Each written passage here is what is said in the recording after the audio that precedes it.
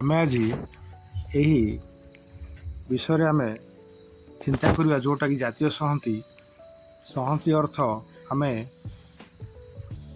କହିବା ଯେ ଏକତା, ଏବଂ ଏକତା ଏପରି ଏକତା ଯେଉଁଠାରେ କି ସୁସ୍ଥ ମାନସିକ ସ୍ତରରେ ସମସ୍ତେ ମିଳିତ ହୋଇ ରହିପାରିବେ।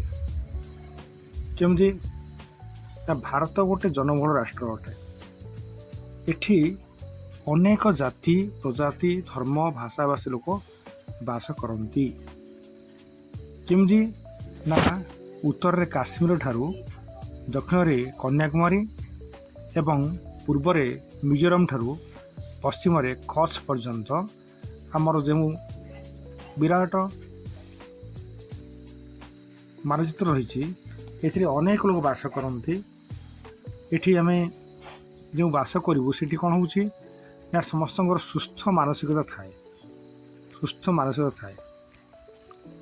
ପ୍ରତ୍ୟେକ ନାଗରିକ ସମସ୍ତେ ଏକତା ସୂତ୍ରରେ ବାନ୍ଧି ହୋଇ ରୁହନ୍ତି, ହେଲା ମୈତ୍ରୀ ଭାତୃତ୍ୱ ଭାବରେ ବନ୍ଧା ହୋଇ ରହନ୍ତି। କ'ଣ ହୁଏ? ରାଷ୍ଟ୍ର ବିକାଶ ଘଟେ, ପ୍ରଗତି ଘଟେ। ଆଉ ସମସ୍ତେ କ'ଣ ନା, ପ୍ରତ୍ୟେକ ନାଗରିକ ରାଷ୍ଟ୍ର ପ୍ରତି ଆନୁଗତ୍ୟ ପ୍ରକାଶ କରନ୍ତି, ଅର୍ଥ ଭଲ ପାଆନ୍ତି। ଏ ଯେଉଁ ଭଲ ପାଇବାଟା ହେଉଛି ଆମେ ଏକତା କହିବା। କିନ୍ତୁ ଯେହେତୁ ଆମେ ଅନେକ ଭାଷାଭାଷୀ ଲୋକ ବାସ କରୁ, କିଏ ଓଡ଼ିଆ, କିଏ ତେଲୁଗୁ, କିଏ ତାମିଲ, କିଏ କନ୍ନଡ଼, କିଏ ଆସାମୀ, ଯେଉଁ ଭାଷା ପ୍ରୟୋଗ କରନ୍ତି ବା ବ୍ୟବହାର କରନ୍ତି, ଏଇଠି ଆଉ ମାନସିକ ଆମର ଯେଉଁ ଭାବନାକୁ ଆମେ ଅନ୍ୟ ପାଖରେ ବ୍ୟକ୍ତ କରୁ ବା ନିଜର ଭାବକୁ ଅନ୍ୟ ପାଖରେ ବ୍ୟକ୍ତ କରି ଆମର ଯେଉଁ ମାନସିକ ଅଂଶୀଦାରକୁ ଆମେ ସେୟାର କରୁ ବା ଭାଗ ଦେଇଥାଉ, ଭାଗ ବି ନେଇଥାଉ। ତେବେ ଏଠି କ'ଣ ହୁଏ ନା, ସମସ୍ତେ ନିଜକୁ ଅଲଗା ମନେ କରନ୍ତି। ଏ ଅଲଗା ମନେ କରିବା ହିଁ ଗୋଟେ ପ୍ରତିବନ୍ଧକ। ଯଦି ସମସ୍ତଙ୍କୁ ଆମେ ଭାରତୀୟ କହିବା, ତାହେଲେ ଏ ଭାରତୀୟ ମନୋବୃତ୍ତିଟା ଆଜ୍ଞା ଏକତାରେ ବାନ୍ଧି ରଖେ। ତେଣୁ ଆମେ ସମସ୍ତେ ଭାରତୀୟ। ତେଣୁ ଏଇ ଭାରତୀୟ ଶବ୍ଦ ହିଁ ଜାତୀୟ ସଂହତିର ଏକ ମାର୍ଗ ଅଟେ। ଆଉ ମୁଁ କହିବି ଯେ ସଂହତିର ଅନ୍ୟ ନାମ ହେଉଛି ଏକତା। ଜାତୀୟ ସ୍ତରରେ ଯେଉଁ ସଂହତି ବା ଜାତୀୟ ସ୍ତରରେ ଯେଉଁ ଆମେ ବଞ୍ଚୁ ବା ଏକତାରେ ବାନ୍ଧି ହେଇଥାଉ, ସେଇ ବାନ୍ଧିବାଟା ହିଁ କ'ଣ ହୁଏ? ଜାତୀୟ ସଂହତି ଅଟେ। ଏହା ଜାତୀୟ ସଂହତି କ'ଣ କରେ? ଏହା ସମସ୍ତଙ୍କୁ ଏକତା ଆଉ ସାର୍ବଭୌମତ୍ୱ ଦେଇଥାଏ। ତେଣୁ ସମସ୍ତ ମନରେ ଶାନ୍ତି ସଦ୍ଭାବନା ସୃଷ୍ଟି ହୋଇଥାଏ। ଶାନ୍ତି ଅର୍ଥ ସମସ୍ତେ କିପରି ବଞ୍ଚିବା, ଖାଇବା, ରହିବା, ଏସବୁ ଶାନ୍ତିର ପ୍ରତୀକ ଅଟେ। ଦେଖ, ମନୁଷ୍ୟକୁ ଦରକାର କ'ଣ? ତିନୋଟି ଜିନିଷ। ଗୋଟେ ଖାଦ୍ୟ, ବସ୍ତ୍ର, ବାସଗୃହ। ଏ ଖାଦ୍ୟ, ବସ୍ତ୍ର, ବାସଗୃହ ପାଇଁ ସେ କ'ଣ କରେ ନା, ବହୁତ ପରିଶ୍ରମ କରେ। ଏ ପରିଶ୍ରମ ଯଦି ଶାନ୍ତି ସହକାରେ ନ ହୁଏ, ସେ କ'ଣ କରେ? ମାନସିକ କଷ୍ଟ ଭୋଗ କରିଥାଏ। ତେଣୁ ସମସ୍ତଙ୍କ ସଦ୍ଭାବନା ଥାଏ, ଶାନ୍ତି ଥାଏ। ପ୍ରତ୍ୟେକ ନାଗରିକ ଦେଶ ପ୍ରତି କ'ଣ କରନ୍ତି ନା, ଏକତା ଭାବ ପୋଷଣ କରନ୍ତି, ଦେଶର ସାର୍ବଭୌମତ୍ୱକୁ ରକ୍ଷା କରନ୍ତି। ଆମେ ଯିବା ଦେଖିବା ଯେ କେଉଁ କେଉଁ ଲୋକ କ'ଣ କହିଛନ୍ତି ଏଇ ଜାତୀୟ ସଂହତି ପ୍ରତି।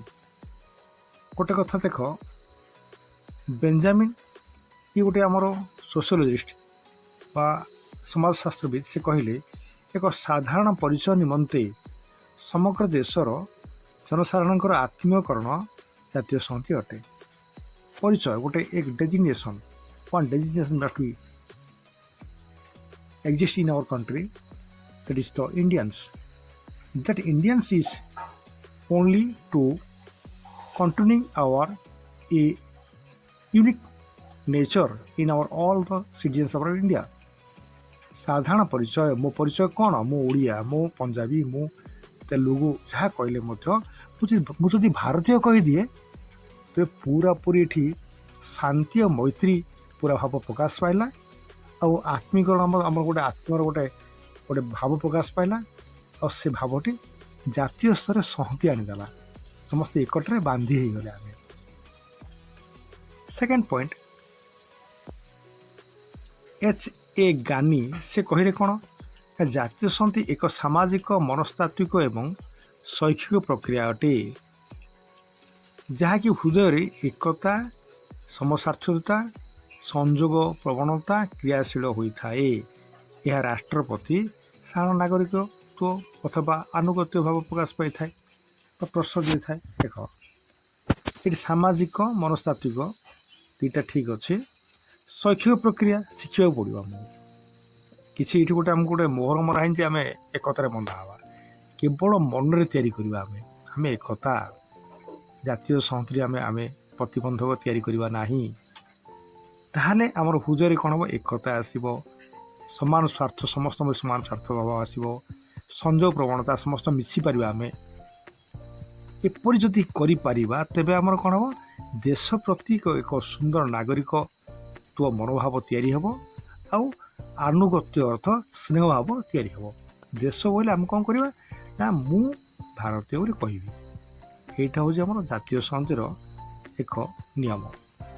ବେଷ୍ଟ ଗୋଟେ ଆମର ଗୋଟେ ବିଷୟ ଅଛି, ପ୍ରଫେସର ଜିଏସ୍ ଭୁରେ ସୁନ୍ଦର ସେ କଥା କହିଛନ୍ତି। ଜାତୀୟ ସଂହତି ଯେ ହେଉଛି ଏକ ମନୋବୈଜ୍ଞାନିକ, ଦେଖ ମନରେ ତିଆରି ହେଉଛି, ମନୋବୈଜ୍ଞାନିକ ଶୈକ୍ଷିକ ଶିଖିବା ଜିନିଷ ଅଟେ, ଯେଉଁଥିରେ ଏକତା ଅଛି, ଦୃଢ଼ତା ଅଛି, ପରସ୍ପର ସମ୍ପର୍କ ମଧ୍ୟ ରହିଛି। ଏଇଟା କ'ଣ ନା ଭାବନା ତିଆରି କରୁଛି, ଗୋଟେ ମନରେ ତିଆରି ଭାବନା। କିଛି କୌଣସି ତିଆରି ହେଇନି ଲେଖ ଖାଅ ପିଅ ବୋଲି ଗୋଟେ ବହି ଲେଖା ହେଇନି, ଏଇଟା ମନରେ ତିଆରି ହେଉଛି। ଏଇଟା ଗୋଟେ psychological impact in hour body. ଲୋକମାନଙ୍କ ମଧ୍ୟରେ କ'ଣ ହୁଏ? ଏଇଟା ବାଣ୍ଟି ହେଉଛି, ରାଷ୍ଟ୍ର ପ୍ରତି ଅନୁଗତ୍ୟ ପ୍ରଭାବ ପ୍ରକାଶ ପାଉଛି ବା ଗୋଟେ ସ୍ନେହ ପ୍ରକାଶ ପାଉଛି। ଏ ସ୍ନେହ ଭାବଟା ହେଉଛି କ'ଣ ନା ଆମର ଜାତୀୟ ସଂହତି। ଆଉ ଗୋଟେ ଦେଖିବା, ଆଉ ଜଣେ ବିଶିଷ୍ଟ ସମାଜଶାସ୍ତ୍ରବିତ୍, ବିଶିଷ୍ଟ ଜଣେ ଅତି ସୁନ୍ଦର ବ୍ୟକ୍ତିତ୍ୱ ବିନୋବା ଭାବେ, ସନ୍ଥ ବିନୋବା ଭାବେ, ଯିଏକି ଆମର ଭୂଦାନ ଯଜ୍ଞ ତିଆରି କରିଥିଲେ, ଭୂଦାନ ଯଜ୍ଞକୁ ସମାପ୍ତ କରିଥିଲେ। ଗୋଟେ ସୁନ୍ଦର ଲୋକ ସେ, ଯାହାର ଖାଇବାକୁ ଖଣ୍ଡେ ଜମି ନାହିଁ, ସେ ଜମି ଗୋଟେ ଯେଉଁ ଜମିଦାରମାନଙ୍କ ହାତରେ ପୁରା ନ୍ୟସ୍ତ ଥିଲା, ଏକର ଏକର ଜମି ଥିଲା। ସେ ଏକର ଏକର ଜମିକୁ ସେ ବହୁତ ଚେଷ୍ଟା କଲେ, ଲୋକଙ୍କୁ ବୁଝେଇ ସୁଝେଇ ବହୁତ ପରିଶ୍ରମ କରି କ'ଣ କଲେ, ସେ ଜମି ଖଣ୍ଡକ ଟିକେ ଟିକେ କ'ଣ କଲେ ବାଣ୍ଟି ଦେଲେ ସମସ୍ତ ଲୋକଙ୍କ ହାତରେ। ଭୂଦାନ ଯଜ୍ଞ କୁହାଯାଏ। ସେଇ ଭୂଦାନ ଯଜ୍ଞର ଯିଏକି ପ୍ରତିଷ୍ଠାତା ସେ ବିନୋବା ଭାବେ। ସେ କହିଲେ କ'ଣ, ଜାତୀୟ ସଂହତି ଏକ ଭାବାତ୍ମକ ଐକ୍ୟ, ଭ୍ରାତୃଭାବ, ଜାତିପ୍ରେମରେ ଏପରି ଏକ ଦୃଢ଼ ଭାବନା ଯାହାକି ଦେଶର ଏକ ସମସ୍ତ ଅଧିବାସୀମାନଙ୍କୁ ଆପଣାର ବ୍ୟକ୍ତିଗତ, ଆଞ୍ଚଳିକ, ଧାର୍ମିକ, ଭାଷାଗତ ବିଚ୍ଛିନ୍ନତାକୁ ଭୁଲିଯିବା ପାଇଁ ସହାୟକ ପ୍ରଦାନ କରିଥାଏ। ଗୋଟେ ସୁନ୍ଦର ସେ କଥା କହିଛନ୍ତି। ସନ୍ଥ ଆଗା ସେ ଗୋଟେ, ବୁଝିଲେ ବିନୋବା ଭାବେ। ସେ କହିଲେ ଜାତୀୟ ସଂହତି ଏପରି ଗୋଟେ ଭାବ, ମନରେ ଏକତା ଆଣୁଛି, ଭ୍ରାତୃତ୍ୱ ଭାବ ଆଣୁଛେ, ଜାତି ପ୍ରେମ ତିଆରି କରୁଛି। ଭାରତୀୟତା ଏ ଗୋଟେ ଜାତି। ମୁଁ ଓଡ଼ିଆ, ତେଲୁଗୁ, ଆସାମ ଜାତି ମୁଁ କହୁନି, ଭାରତୀୟତା ଏ ଗୋଟେ ଜାତି, ନିବିଡ଼ ସମ୍ପର୍କ ସମସ୍ତଙ୍କ ପ୍ରତି, ଦୃଢ଼ ଭାବନା। ମୁଁ କହିଲି ଦୃଢ଼ ଭାବନା ଅର୍ଥ ନିବିଡ଼ ସମ୍ପର୍କ ସମସ୍ତଙ୍କ ପ୍ରତି ରହିଛି। ଦେଶର ସମସ୍ତ ଅଧିବାସୀମାନଙ୍କୁ ଆପଣାର ବ୍ୟକ୍ତିଗତ, ନିଜର ବ୍ୟକ୍ତିଗତ ମନୋଭାବ ପ୍ରକାଶ କରିବ। ମୁଁ ଗୋଟେ ଭାରତୀୟ ବୋଲି କହିବା କେତେ ଗର୍ବର ବିଷୟ। ଆଞ୍ଚଳିକ, ଧାର୍ମିକ, ଭାଷାଗତ, ଇଏ ଯେଉଁ ଅଞ୍ଚଳରେ ଆମ ସେ ଖଣ୍ଡେ ଖଣ୍ଡେ ଅଞ୍ଚଳରେ ଆମ ମୋ ଅଞ୍ଚଳ ବଡ଼, ସେ ଅଞ୍ଚଳ ଖରାପ, ଏହାକୁ ପରିତ୍ୟାଗ କରୁଛେ ଆମେ। ମୋ ଧର୍ମ ଭଲ, ସେ ଧର୍ମ ଖରାପ, ସେ ଧର୍ମ ଭଲ, ଏ ଧର୍ମ ଖରାପ, ଏସବୁ କହୁଛି। ଏ ଧାର୍ମିକ ଭାବକୁ ଆମେ ପରିତ୍ୟାଗ କରୁଛେ। ସବୁ ଧର୍ମରେ ଆମେ ଭାରତୀୟ। ଭାଷାଗତ, ମୁଁ ଓଡ଼ିଆ ତେଲୁଗୁ କହିବା ଦରକାର ନାହିଁ, ମୁଁ ହେଉଛି ଭାରତୀୟ। ହିନ୍ଦୀ ହେଉଛି ମୋ ରାଷ୍ଟ୍ରୀୟ ଭାଷା ଅଟେ। ଆମର ଦେବଭାଷା ଜାଣିଛେ, ପାର୍ଲି ଦେବନାଗରୀ ଥିଲା, ଏ ସଂସ୍କୃତ ଥିଲା। ଏଇଟା ଆସ୍ତେ ଆସ୍ତେ ଆମେ କମି ବର୍ତ୍ତମାନ ଆମର ନିଜ ଭାଷାରେ ବା ଆଞ୍ଚଳିକ ଭାଷାରେ କଥାବାର୍ତ୍ତା କରୁଛେ। ତା ସହିତ ମହାତ୍ମା ଗାନ୍ଧୀ, ଜାତିର ପିତା ମହାତ୍ମା ଗାନ୍ଧୀଙ୍କ ଯେଉଁ ଦେଶପ୍ରେମ ଭାବ ଥିଲା, ସେ କହିଥିଲେ ଯେ ଆମର ରାଷ୍ଟ୍ରୀୟ ଭାଷା ଗୋଟିଏ ଭାଷା ହେବ, ଯାହାକୁ କୁହାଯିବ ଜାତୀୟ ଭାଷା, ସେ ହେଉଛି ହିନ୍ଦୀ। ତେଣୁ ଏଇଗୁଡ଼ିକ ଆମେ ଆଜି ପଢ଼ିଲେ। ତ ଜାତୀୟ ସଂହତିର ଲକ୍ଷଣ କ'ଣ ଦେଖିବା, କ'ଣ ସେ ଲକ୍ଷଣ ପ୍ରତିପାଦନ କରୁଛି। ଜାତୀୟ ସଂହତି ଏକ ସାମାଜିକ ମନୋବୈଜ୍ଞାନିକ ପ୍ରକ୍ରିୟା ଅଟେ। National integration is a social and psychological process. Integration means we are unique in nature. All are in the all parts in all the regions of our India. We are unique in nature. We cannot depart to each other. It is only the psychological factor in the mental ability. We are so preparation in mental or psychology. We are equal in nature. We are called as such Indians. ରାଷ୍ଟ୍ରୀୟ ଯେଉଁ ନାଗରିକମାନେ ଅଛନ୍ତି ତାଙ୍କ ଗୋଟେ ସମ୍ପର୍କ ରହିବ ଠିକ୍, ସଦ୍ଭାବନା ରହିବ ଠିକ୍। ଜାତୀୟ ସଂହତି ଏହା କ'ଣ ତିଆରି କରିବ। ଆଉ ଯେଉଁ ଭାବନା ଜାଗ୍ରତ ହେବ ଜାତୀୟ ସଂହତି ପାଇଁ, ସେଇଟା କ'ଣ କରିବ, ରାଷ୍ଟ୍ରପତି ଦାୟିତ୍ୱ ତିଆରି କରିବ, ଆମର ଉତ୍ତରଦାୟିତ୍ୱ ତିଆରି କରିବ। ଯେଉଁଟାକି ସେ ଉତ୍ତରଦାୟିତ୍ୱ କ'ଣ ହେବ ନା ରାଷ୍ଟ୍ର ସଂହତି ରକ୍ଷା କରିବ ଅତି ସୁନ୍ଦର ଭାବରେ। ଏଇଟା ସମନ୍ୱୟ ରକ୍ଷା କରିବ ସାମାଜିକ, ଜାତୀୟ ଅଖଣ୍ଡତାକୁ ଗୁରୁତ୍ୱ ଦେବ। ଫଳରେ କ'ଣ ହେବ, ଶାନ୍ତି ଆଉ ସଦ୍ଭାବନା ଲୋକମାନଙ୍କ ମନରେ ତିଆରି ହେବ। ମାନସିକ ସ୍ତରରେ ଲୋକଙ୍କ ମନରେ ତିଆରି ହେବ ଶାନ୍ତି ଆଉ ସଦ୍ଭାବନା। ତେବେ ଆମେ ବ୍ୟକ୍ତି ଓ ସମାଜ ମଧ୍ୟରେ ସମନ୍ୱୟ ତିଆରି ହେବ। ବ୍ୟକ୍ତି ଅଛି, ଏ ବ୍ୟକ୍ତି ଓ ସମାଜ ମଧ୍ୟରେ ଆମ ସମନ୍ୱୟ ତିଆରି ହେବ ବା ଏକତା ତିଆରି ହେବ। ସମନ୍ୱୟ ଅର୍ଥ ଏକତା। ବ୍ୟକ୍ତି ଯେଉଁଟା ବ୍ୟବହାର କରିବ ରାଷ୍ଟ୍ର ପାଇଁ ବା ସମାଜ ପାଇଁ କରିବ। ଦ୍ୱିତୀୟ ପଏଣ୍ଟ, ଜାତୀୟ ସଂହତି ଏକ ସକାରାତ୍ମକ ପ୍ରକ୍ରିୟା ଅଟେ। ସକାରାତ୍ମକ ପଜିଟିଭ୍ ପ୍ରୋସେସ୍। ପଜିଟିଭ୍ ପ୍ରୋସେସ୍ କ'ଣ, ସୁସ୍ଥ ବାତାବରଣ ତିଆରି କରିବ। ଏକ ପ୍ରତ୍ୟେକ ନାଗରିକମାନଙ୍କର ମନରେ ଏ ଉଦ୍ରେକ ତିଆରି କରିବ, ମନରେ ତିଆରି କରିବ। ଏ ମନରେ ତିଆରିଲେ କ'ଣ ହେବ, ରାଷ୍ଟ୍ରରେ ବିକାଶ ଘଟିବ। ଆମେ ତ୍ୱରାନ୍ୱିତ ବିକାଶ କରିବା ଆମ ରାଷ୍ଟ୍ରକୁ। ଫଳରେ କେମିତି ବିକାଶ କରିବ ନା ଆମ ଆଚରଣକୁ ଶୃଙ୍ଖଳିତ କରିବା, ମନରେ ଜାତୀୟତା ଭାବ ତିଆରି କରିବା। ଗାନ୍ଧୀ ଜୟନ୍ତୀ କରିବା, ସ୍ୱାଧୀନତା ଦିବସ ତିଆରି କରିବା, ହୋଲି ଖେଳିବା, ଦୀପାବଳି ମନେଇବା, ଏଠି ସମସ୍ତେ ଏକ। ଏଠି କିଏ ଅଲଗା ନୁହନ୍ତି ଆମେ। ତେଣୁ ଏଇ ଯେଉଁ ଧାରା ଆମେ ତିଆରି କରିବା, ଏ କ'ଣ ସାମାଜିକ ତିଆରି କରିବ, ସହାୟତା କରିବ, ଐକ୍ୟ ସ୍ଥାପନ କରିବ, ବିବିଧତା ଯେଉଁ ଆମର ଅଛି ଏକତା ତିଆରି କରିବ। ଦେଶଟା କ'ଣ ହେବ, ଅଖଣ୍ଡ ହୋଇପାରିବ। ହେଲା, ଏ ସେକେଣ୍ଡ ପଏଣ୍ଟ। ଥାର୍ଡ ପଏଣ୍ଟ, ଜାତୀୟ ସଂହତି ଏକ ବ୍ୟାପକ ପ୍ରକ୍ରିୟା ଅଟେ, କମ୍ପ୍ରେହେନ୍ସିଭ୍ ପ୍ରୋସେସ୍। ଇଏ ସାଙ୍ଗେ ସାଙ୍ଗେ ହୁଏନି ପିଲେ। ଇଏ କ'ଣ, ଆମକୁ ବହୁତ ସମୟ ଲାଗିଯିବ। କ'ଣ, ରାଜନୈତିକ, ଭାବନାତ୍ମକ, ସାଂସ୍କୃତିକ, ନୈତିକ, ସାମାଜିକ, ଆର୍ଥିକ ଏ ସବୁ ଉପରେ ପ୍ରଭାବ ପଡ଼େ ଜାତୀୟ ସଂହତିର। ଆମେ ରାଜନୀତି କ୍ଷେତ୍ରରେ ଇଆର ତ multiparty system. I also tells to you, India is a multi-party system. There are the three parties are there: monoparty, biparty and multi-party. We are the multi-party systems. ଏ ବହୁତ ରାଜନୀତି ଅଛନ୍ତି, ସମସ୍ତେ ଏକତାରେ ଅଛନ୍ତି, ଭାରତୀୟକୁ ସେମାନେ ମନୋଭାବ ପୋଷଣ କରନ୍ତି, ଦେଶର ଦେଶକୁ ବିକାଶ ପାଇଁ ଚେଷ୍ଟା କରନ୍ତି। ଏକ ଗଲା ଭାବନାତ୍ମକ, ସମସ୍ତ ଭାବନା ଗୋଟେ ହେବା ଦରକାର। ଆମେ ଯଦି ଅଲଗା ଅଲଗା ଭାବନା କରିବା, ଦେଶ କ'ଣ ନଷ୍ଟ ହୋଇଯିବ। ତେଣୁ ଗୋଟେ ଭାବନା ଭାରତୀୟ। ସାଂସ୍କୃତିକ, ସଂସ୍କୃତି ସମ ସଂସ୍କୃତି ସବୁ ଏକ। ଆମ ସଂସ୍କୃତି କ'ଣ, ହୋଲି କରିବା, ଦୀପାବଳି ପାଳନ କରିବା, ଆମେ ଇଦ୍ କରିବା, ଏକ୍ସମାସ୍ କରିବା, ଆମେ ଗାନ୍ଧୀ ଜୟନ୍ତୀ କରିବା। ଭାଇଚାରା, ସୁନ୍ଦର ନେତୃତ୍ୱ, ସୁନ୍ଦର ବ୍ୟକ୍ତିତ୍ୱ ଏଇଟା ଗଠନ କରିବା। ନୈତିକ, ନୀତିଗତ, ମୁଁ କେମିତି ନୀତି ମୁଁ ପାଳନ କରିବି, ଭଲ କାମ କରିବି, ଗଛଟିଏ ଲଗାଇବି, ଲୋକଙ୍କୁ ସେବା କରିବି, ଧର୍ମାଷ୍ଟମ ଗୋଟେ ଗଠନ କରିବି, ଲୋକମାନଙ୍କ ପାଇଁ ମୁଁ ସ୍ୱାସ୍ଥ୍ୟ ଯୋଗାଇ ଦେବି, ପାଠ ପଢ଼େଇବି, ଏ ନୈତିକ ଜ୍ଞାନ ଅଟେ। ସାମାଜିକ, ସମାଜରେ ମୁଁ କକା, ଦାଦା, ଭାଇ, ବନ୍ଧୁ, କୁଟୁମ୍ବ ତିଆରି କରିବି। ମୋର ନିଜର ବ୍ଲଡ଼ ରିଲେସନ୍ ନ ହେଇପାରେ, କିନ୍ତୁ ପଡ଼ିଶାରୁ ମୁଁ କକା, ଦାଦା, ମଉସା ଡାକିବି। ଆର୍ଥିକ, ପରିଶ୍ରମ କରି ଯାହା ପରିଶ୍ରମ ତାରେ ବଞ୍ଚିବି ମୁଁ। ତେଣୁ ଏସବୁ ଯାକ ଯଦି କରାଯାଏ, ତାହେଲେ ସମସ୍ତ ସମନ୍ୱୟ ସ୍ଥାପନ ହେବ, ସମସ୍ତେ ଗୋଟିଏ ସଂଗଠନ ବୋଲି ଭାବିବେ। ଆଉ ରାଷ୍ଟ୍ର କ'ଣ ହେବ ନା, ରାଷ୍ଟ୍ରଟେ ଏକତା ସୂତ୍ରରେ ବାନ୍ଧି ହେଇଯିବ। ହେଲା, ଦେଶର ମର୍ଯ୍ୟାଦା ବି ରଖିବ, ନାଗରିକ ମଧ୍ୟ ପ୍ରାଧାନ୍ୟ ମତ ପାଇବେ। ହେଲା, ଥାର୍ଡ ପଏଣ୍ଟ। ଫୋର୍ଥ ପଏଣ୍ଟ କ'ଣ ନା, ସଂହତି ବିବିଧତା ଏକତାର ଅନୁଭବ ଶକ୍ତି ଅଟେ। ସଂହତି ବିବିଧତା କ'ଣ ନା, ଯଦି ଆମେ କହୁଛେ ଯେ ଜାତୀୟ ସଂହତି ଏକ ସଂଯୋଗକାରୀ ଶକ୍ତି ଅଟେ, ଏ ଶକ୍ତିର ବ୍ୟବହାର କରି ଆମେ ନାଗରିକମାନଙ୍କର କ'ଣ ବିଶେଷ ଭାବରେ କ'ଣ ଏକତା ହେଇପାରିବା। ଧର୍ମ ଗୁଡ଼ିକ ଅଛି ବିଭିନ୍ନ, ଜାତି ପ୍ରଜାତି ଲୋକମାନେ ବାସ କରନ୍ତି ଭାରତରେ। ହେଲା, ଏ ଜାତୀୟ ସଂହତି ପରସ୍ପର ମଧ୍ୟରେ କ'ଣ କରିବ, ସମ୍ପର୍କ ସ୍ଥାପନ କରିବ। ଯେଉଁ ଧର୍ମ ଅଛି, ଏ ଧର୍ମ ଗୁଡ଼ିକ ଏକତାରେ ବାନ୍ଧି ରଖିବ। ଜାତି ଅଛନ୍ତି, ଜାତିମାନେ ଏକତାରେ ବାନ୍ଧି ରଖିବ। ପ୍ରଜାତିମାନଙ୍କୁ ମଧ୍ୟ ଏକତାରେ ବାନ୍ଧି ରଖିବ। ଜାତି ଭାଙ୍ଗିଲା ପରେ ଛୋଟ ଛୋଟ ଏକକରେ ପ୍ରଜାତି ତିଆରି ହୁଏ। ଜାତିର ଯେ ଗୁଣ ଥାଏ, ପ୍ରଜାତିର ସେଇ ଗୁଣ ଥାଏ। ମୁଁ ଆଗରୁ କହିଛି, ଜାତି ଯେପରି, ପ୍ରଜାତି ସେପରି। ଜାତିର କେବଳ ଭାଗ ଅଂଶକୁ ଆମେ ପ୍ରଜାତି କହୁଛେ। ଆଉ କିଛି ନୁହେଁ। ହେଲେ ଆମେ କ'ଣ କରିବା ନା ନିଃସ୍ୱାର୍ଥପର ସେବା କରିବା ଆଉ ରାଷ୍ଟ୍ର ପାଇଁ ଆମେ ଆନୁଗତ୍ୟ ପ୍ରକାଶ କରିବା।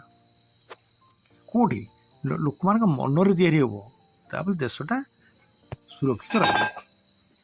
ତେଣୁ ଏଇଟା ହେଉଛି 4 ପଏଣ୍ଟ ଗଲା। 5 ପଏଣ୍ଟରେ କ'ଣ ନା ଆମେ ଜାତୀୟ ସଂହତି ଜାତୀୟ ସ୍ୱାର୍ଥ ଗୁରୁତ୍ୱ ପ୍ରଦାନ କରିଥାଏ। କ'ଣ ଗୁରୁତ୍ୱ ନା ଇଏ ରାଷ୍ଟ୍ର ହିତ ସାଧନ ପାଇଁ ଚେଷ୍ଟା କରେ। ପ୍ରଥମରେ ଜାତୀୟ ହିତ ନା ରାଷ୍ଟ୍ର ହିତ ସାଧନ କଲେ ତ ଭଲ ରହିବ ନା।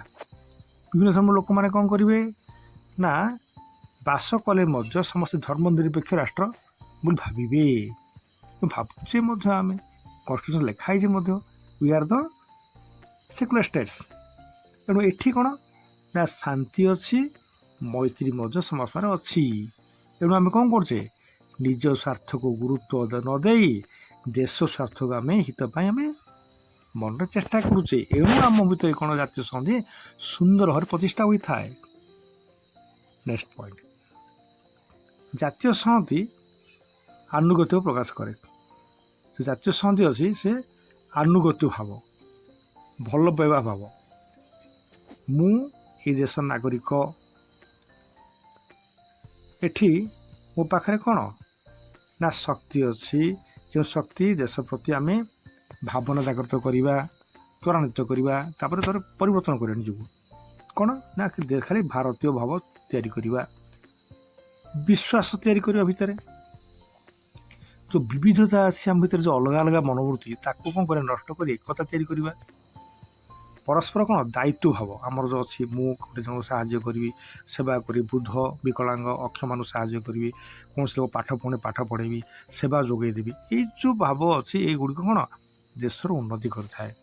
ସଦ୍ଭାବନା ମଣିଷ ମନରେ ତିଆରି ହୁଏ। ତେଣୁ ଆମର କ'ଣ ନା କାର୍ଯ୍ୟଶୈଳୀ ଯେଉଁ ଶୃଙ୍ଖଳ ହୁଏ, ପରସ୍ପର ମଧ୍ୟରେ ଭେଦଭାବ ଦୂର ହୋଇଥାଏ। ତେବେ ଆମ ଦେଶଟା କ'ଣ ହୁଏ ନା ସୁରକ୍ଷିତ ରହେ। 7 ନମ୍ବର ସବୁଠୁ ଲାଷ୍ଟ ପଏଣ୍ଟ ମୁଁ କହୁଛି ଆଜି, 7 ନମ୍ବର ପଏଣ୍ଟ, ଜାତୀୟ ସଂହତି ରାଷ୍ଟ୍ର ପ୍ରତି ଦେଶପ୍ରେମ ଭାବକୁ ପ୍ରାଧାନ୍ୟ ଦେଇଥାଏ। ଦେଶପ୍ରେମ ଭାବକୁ ଆମେ ଯଦି ନ୍ୟାସନାଲ୍ ଇଣ୍ଟିଗ୍ରେସନ୍ ରଖୁଛେ, ଏଇଠୁ ଇମ୍ପୋର୍ଟାନ୍ସ ଟୁ ପେଟ୍ରୋଟିଜିମ୍। ଭାରତ ଆମର ମା ଅଟେ। ଏଠି ସମସ୍ତେ ଆମେ ତାଙ୍କର ସନ୍ତାନ ସନ୍ତତି ଅଟୁ। ଏଇ ଭାବନା ଯଦି ଆସେ, ଆମେ ନିଜକୁ କ'ଣ କରିବା ଗର୍ବ ମନେ କରିବା। ଗର୍ବ ଏମିତି କରିବା ଯେ ମୁଁ ଭାରତୀୟ ଅଟେ, ମୋର ଗୋଟେ ଗାନ୍ଧୀ ଜୟନ୍ତୀ ପାଳନ କରୁଛି, ଏଥିରେ କ'ଣ ମୁଁ ସମସ୍ତଙ୍କୁ ଭାଇ ମାନିବି। ହୋଲିରେ ମୁଁ ସମସ୍ତଙ୍କୁ ଗୋଟେ ଭାଇ ବନ୍ଧୁ କୁଟୁମ୍ବ ଦେଖିବି। ଦୀପାବଳି ଆସିବ, ଦୀପାବଳିରେ ସମସ୍ତଙ୍କୁ ଆମେ ମିଠା ବାଣ୍ଟିବା, ଭଲ କଥାବାର୍ତ୍ତା କରିବା, ସୁନ୍ଦର କଥାବାର୍ତ୍ତା କରିବା। ଏଇ ଯେଉଁ ଜିନିଷ ଗୁଡ଼ିକ ଆସେ, ତାପରେ କ'ଣ ପାଇଁ ଦେଶ ପାଇଁ କିଛି କରିବି। ଦେଶ ପାଇଁ କରିବି, ଦେଶର କିଛି ଗୌରବ ଆସିବ, ଭଲ ଖେଳିବି, ମୋ ନାଁଟା ଦେଶ ପାଇଁ ରହିବ, ଦେଶର ନାଁଟା ପୃଥିବୀରେ ବିକଶିତ ହେବ। ଭଲ ଗୋଟେ ମୁଁ ଏମିତି ବିଜ୍ଞାନ ଶୈଳୀ ତିଆରି କରିବି, ଦେଶର ଉନ୍ନତି ଘଟିବ। ସେଟା ଲୋକମାନେ ଭଲ ପ୍ରଶଂସା କରିବେ, ଲାଭ ପାଇବେ। ଏହା ମଧ୍ୟ ପୃଥିବୀରେ ମଧ୍ୟ ତାହା ଲୋକଙ୍କ ପାଇଁ ସେବାରେ ଆସିବ। ଏମିତି ଚିନ୍ତା କରିବାର ଅର୍ଥ କ'ଣ, ଆମେ ଦେଶ ଭାବ ତିଆରି କରିବା। ଆମେ ବାହାର ସଂକୀର୍ଣ୍ଣ ଯେଉଁ ଆଞ୍ଚଳିକତାବାଦ, ଜାତିବାଦ, ଭାଷାବାଦ, ଆତଙ୍କବାଦ, ଯେତିକି ସବୁ ଅଛି, ଏଇ ବାଦ ଗୁଡ଼ିକୁ ଆମେ ପରିତ୍ୟାଗ କରିବା। ଦେଶ ପ୍ରେମରେ ଆମେ ତା ଉଦ୍ବୁଦ୍ଧ ହେବା। ଆମେ ନିଜ ଦେଶକୁ ସୁରକ୍ଷିତ ରଖିବା। ଏ ଯେଉଁ ବୈଦେଶିକ ଶତ୍ରୁ କିମ୍ବା ଆନ୍ତରିକ ଶତ୍ରୁକୁ ଆମେ ନିଜକୁ ବଞ୍ଚାଇ ରଖିବା। ଏ ଭାବନା ଗୁଡ଼ିକ କ'ଣ ହୁଏ, ଆମକୁ ବଡ଼ ସୁନ୍ଦର ଭାବରେ ଆମକୁ ରକ୍ଷା କରିଥାଏ, ସୁଜାତୀୟ ଭାବ ତିଆରି କରିଥାଏ। ନିଜର ସ୍ୱଜାତୀୟ ଅର୍ଥ ଭାରତୀୟ ଜାତି ଅଟେ। ଜାତୀୟ ସଂହତି କ'ଣ ନା ରାଜନୈତିକ ସ୍ଥିରତା ସହିତ ଆବେଗ ଯେଉଁ ଅଛି ଆମର, ତାହାକୁ ଆମକୁ ଆଣି ଦେଇଥାଏ। ଧର୍ମ ନିରପେକ୍ଷ ବାଦ ତିଆରି କରେ, ଉତ୍ତମ ଯୋଗାଯୋଗ ଭାବ ତିଆରି କରେ। ଜାତୀୟ ଉତ୍ସବ ଯେଉଁ ଆମର ଗାନ୍ଧୀ ଜୟନ୍ତୀ, ସ୍ୱାଧୀନତା ଦିବସ, ହୋଲି, ଦୀପାବଳି, ଏଇଟା ପାଳନ କରିବାକୁ ଦିଏ। ଏଇଟା ପାଳନ କଲେ ଆମର କ'ଣ ହୁଏ ନା ଜାତି, ଧର୍ମ, ବର୍ଣ୍ଣ, ଆଞ୍ଚଳିକ ବିଷୟ ସମସ୍ତେ କ'ଣ ନା ନାଗରିକ ସମସ୍ତେ ସମାନ ଅଟନ୍ତି, ସମାନ ଅଧିକାର ପାଇବେ ଚେଷ୍ଟା କରିବେ। ରାଷ୍ଟ୍ର କ'ଣ ହେବ ତାପରେ ନା ଗଣତାନ୍ତ୍ରିକ ପ୍ରକ୍ରିୟା ଦ୍ୱାରା ଏକ ଶୃଙ୍ଖଳିତ ରାଷ୍ଟ୍ର ତିଆରି ହେବ। ଆଉ ଦେଶରେ କ'ଣ ହୁଏ ନା ସମସ୍ତେ ଏକତାରେ ବନ୍ଧା ରହିବେ, ଆଉ ସମସ୍ତେ ଶାନ୍ତିରେ ଜୀବନଯାପନ କରିବେ। ଧନ୍ୟବାଦ। ଆଜିର ଏଇ ଭିଡ଼ିଓଟି ଆମେ ଦେଖିବା, ପଢ଼ିବା, ଭଲସେ ମନ ଦେଇ ପଢ଼ିବା। ପରୀକ୍ଷାରେ ଏରା ଆସୁଛି ବାରମ୍ବାର, ଏବେ ସର୍ଟ କୋଶ୍ଚିନ୍, ଲଙ୍ଗ୍ କୋଶ୍ଚିନ୍ ଆସୁଛି। ପିଲାମାନେ ପ୍ରିପାରେସନ୍ କର। ଧନ୍ୟବାଦ। ନେକ୍ସଟ ଭିଡ଼ିଓ ମୁଁ ଆଉ ଥରେ କହିବି। ଧନ୍ୟବାଦ।